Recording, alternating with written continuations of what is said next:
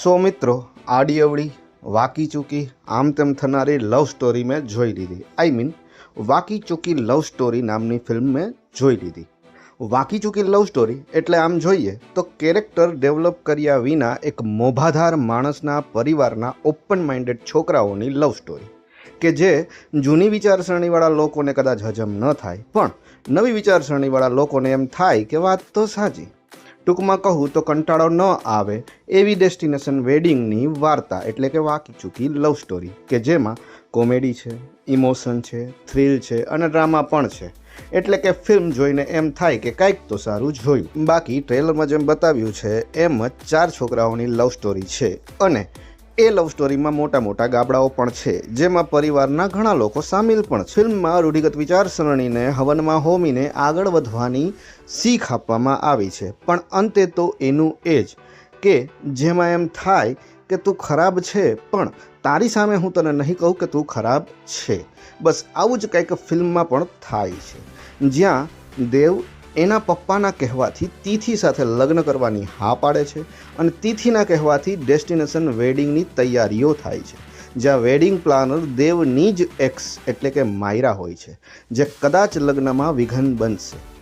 જ્યારે યુગ દેવના કાકાનો દીકરો છે અને તે માયરા સાથે લાઈન મારવા લાગે છે અને અહીંથી શરૂ થાય છે સાચી લવ સ્ટોરી એટલે કે વાકી ચૂકી લવ સ્ટોરી કે જેમાં કોના લગ્ન કોની સાથે થશે એ અંતે જોવા મળશે.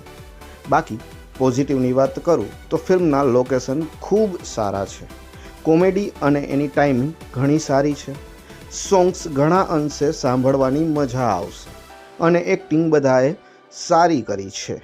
બાકી નેગેટિવમાં થોડા ઘણો સીનો પચે નહીં એવા તો છે જ. અને એમ કહું તો ચાલે કે હું પોતે એટલો ઓપન માઇન્ડેડ નથી કે પહેલી મુલાકાતમાં કોઈ છોકરીના ખભા ઉપર હાથ મૂકું અને મારા પપ્પા કાંઈ ન બોલે અથવા તો છોકરી પણ કાંઈ ન બોલે.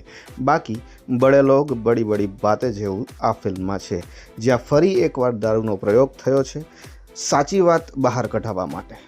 હું મોદી સરકારને એક વિનંતી કરીશ કે જો ગુજરાતી ફિલ્મોને સર્ટિફિકેટ આપવું હોય તો ગુજરાતી ફિલ્મોમાં દારૂ બતાવવાનું બંધ કરો, કાં તો ગુજરાતમાં દારૂને લીગલ કરો. કેમ કે સામાન્ય માણસને સાચું બોલાવવા હોય તો જાવું ક્યાં, દીવ કે આબુ, અને આ બેના ધક્કા પણ મોંઘા પડે છે અને ઇલીગલ ગુજરાતમાં પીવાનું મન થતું નથી. સોરી, હું આડી વાત ઉપર નીકળી ગયો, પણ ફિલ્મ એકવાર જોવા જેવી ખરી, મજા આવશે. બસ આ જ હતો મારો એક્સપિરિયન્સ ઓફ મૂવી વાકી ચૂકી love story by Dhvani Gautam.